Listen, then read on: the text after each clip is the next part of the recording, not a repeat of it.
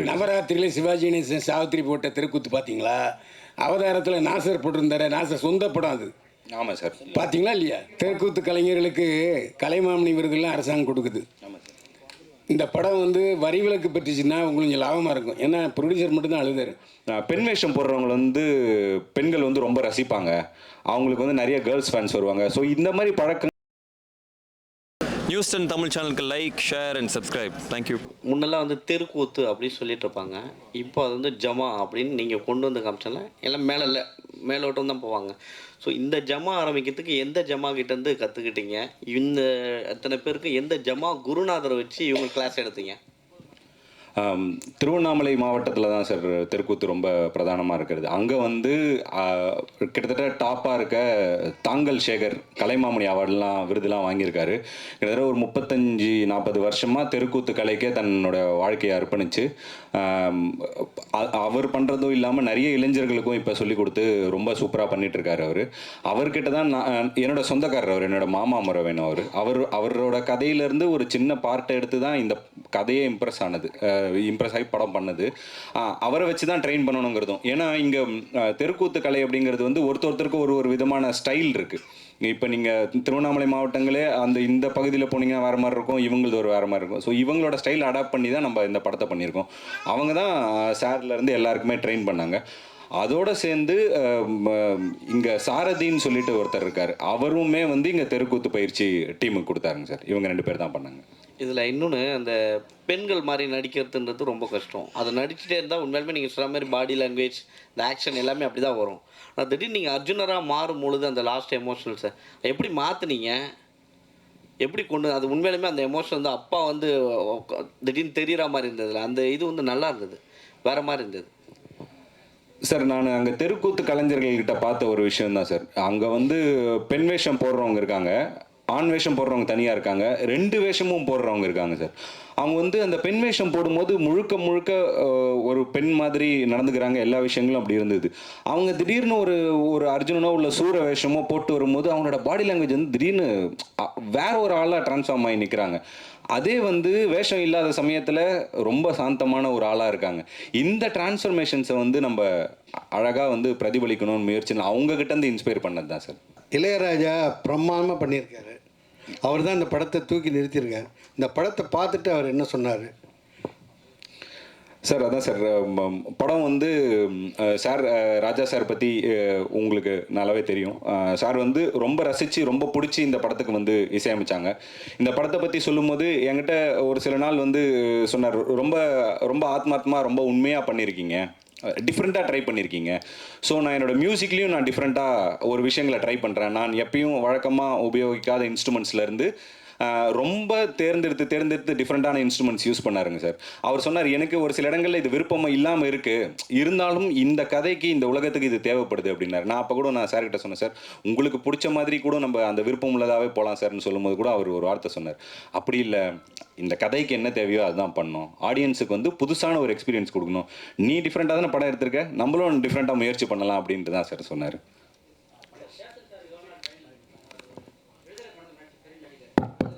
Hello,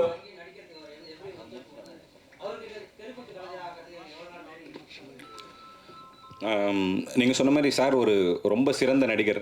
அவரை வந்து நம்ம ட்ரெயின் பண்ணணுன்ற அந்த அவசியமே இல்லாத அளவுக்கு அதான் அவர் வந்து விடாது கருப்புலேயே வந்து அந்த சாமி அந்த இதெல்லாம் போட்டதுனால அவருக்கு அந்த உடல் மொழி வந்து ரொம்ப ஈஸியாக வந்தது. நீங்கள் சொன்ன இந்த இது வந்து எங்களுக்குமே இருந்தது. ஸோ இவர் கடைசியில் தான் சார் செலக்ட் ஆனாங்க. கிட்டத்தட்ட ஒரு 6-7 நாள் தான் இருந்தது ஷூட்டிங்கு. அந்த டைமில் தான் சார் வந்து நாங்கள் போய் அவரை அப்ரோச் பண்ணோம், ஓகே சொன்னார். பட் அவர் கற்றுக்கிட்ட அந்த வேகம் வந்து எங்களுக்கு ரொம்ப ஆச்சரியமாக இருந்தது. இங்கே நாங்கள் முன்னாடி சொன்ன மாதிரி சாரதிங்கிற இங்கே ஒரு தெருக்கூத்து கலைஞர் ஒருத்தர் இருக்கார். சினிமாவும் பழகிட்டு தெருக்கூத்தும் இது பண்ணிட்டுருக்காரு. அவர்கிட்ட சார் வந்து தனியாக ட்ரைனிங் எடுத்துகிட்டு ஒரு 5-6 நாளுக்குள்ளவே அந்த அடவுகளை வந்து ரொம்ப சரியாக அவர் கற்றுக்கிட்டார். இன்னொன்று, சார்கிட்ட ஒரு மிகப்பெரிய அட்வான்டேஜ் என்னென்னா அவருக்கு மியூசிக் ரொம்ப நல்லா தெரியும். ஸோ இசையை வந்து அவரால் ஈஸியாக புரிஞ்சிக்க முடியுது. நாங்களாம் தான் ரொம்ப கஷ்டப்பட்டோம். எனக்கு இசை பற்றி சாருக்கு இருக்க அளவுக்கு புரிதல் கிடையாது.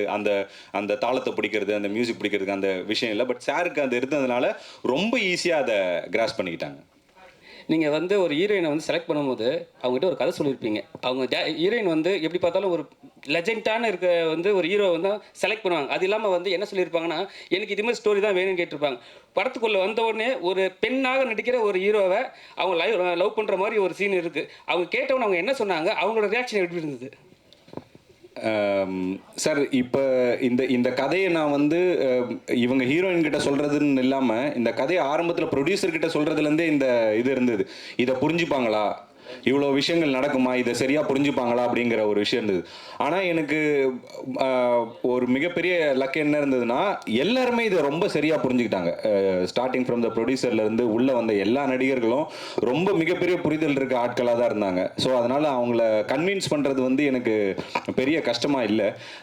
அவங்க வந்து ரொம்ப எக்ஸைட் ஆனாங்க. எல்லாருமே புதுசாக இருக்குது, அவங்களுக்குமே வந்து அவங்க எப்பயும் பண்ணுறது இல்லாமல் புதுசாக ஒரு சேலஞ்ச் வரும்போது அதை ரொம்ப ரசித்து பண்ணக்கூடிய ரொம்ப கதையோட புரிதல் இருக்க நடிகர்கள் தான் எனக்கு கிடைச்சாங்க. அது பெரிய லக்கா நினைக்கிறேன். படத்தோட கிளைமேக்ஸ்ல, அதாவது சினிமாவா இருந்தாலும் சரி, நாடகமா இருந்தாலும் சரி, கலைஞர்கள் தண்ணி அடிக்க மாட்டாங்க, தண்ணி அடிச்சு ஸ்டேஜ் ஏற மாட்டாங்க. ஆனா இங்க தண்ணி அடிச்சு நீங்க கூத்து அந்த மாதிரி காட்டுறீங்க, இது தப்பு இல்லையா? சார் அதான் சார், அவங்க ஒருத்தவங்களோட வாழ்வியலை வந்து பிரதிபலிக்கும் போது நான் நிறைய முலாம் பூசி காட்டக்கூடாதுன்றதுல ஒரு முடிவு இருந்தேன் சார். நான் பார்த்து அந்த மாதிரி இப்போ நான் தெருக்கூத்து கலைஞர்கள் இந்த கதையை பற்றி விசாரிக்கும் போது அவங்க என்கிட்ட முதல்ல சொன்னது வந்து, இது இப்போ தெருக்கூத்தில் வர்றதுக்கு இளைஞர்களுக்கு என்ன தயக்கமாக இருக்குதுங்க அப்படின்னு நான் வாத்தியார்கிட்ட ஒரு கேள்வி கேட்டேன். அப்போ என்கிட்ட சொன்னார், இல்லை அது எல்லாருக்கும் ஒரு பயம் இருக்குது. ஏன்னா தெருக்கூத்து கலைக்குள்ளே வரும்போதே வந்து குடிப்பழக்கத்துக்கு வந்து ரொம்ப ஈஸியாக அடிமையாயிடுறாங்க. நிறைய விஷயங்கள் இந்த லேடிஸ் விஷயத்துலலாம் கூட. ஏன்னா அவர் என்கிட்ட ஒரு விஷயம் சொன்னார், பெண் வேஷம் போடுறவங்க வந்து பெண்கள் வந்து ரொம்ப ரசிப்பாங்க, அவங்களுக்கு வந்து நிறைய கேர்ள்ஸ் ஃபேன்ஸ் வருவாங்க. ஸோ இந்த மாதிரி பழக்கங்கள்லாம் இருக்கிறதுனால நிறைய இளைஞர்களை வந்து வீட்டில் அனுப்புறதுக்கு பயப்படுறாங்கன்னு வாத்தியார் என்கிட்ட சொன்னார். தென் நான் அதை இது பண்ணப்போ நான் எல்லாரையுமே நம்ம சொல்லலை, ஒரு சில பேர் வந்து அந்த அந்த பழக்கம் இருக்கிறவங்களா இருக்கிறாங்க.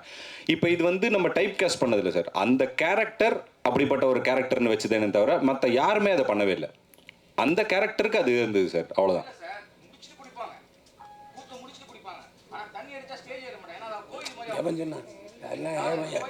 இல்லை சார், அதான் சார், எல்லாருமே அப்படி இருக்கிறது இல்லைங்க சார். மேபி அந்த அளவுக்கு மாரல் இருக்க கேரக்டராக இந்த கேரக்டர் உங்களுக்கு புரிஞ்சிருக்கான்றது எனக்கு தெரியல சார்.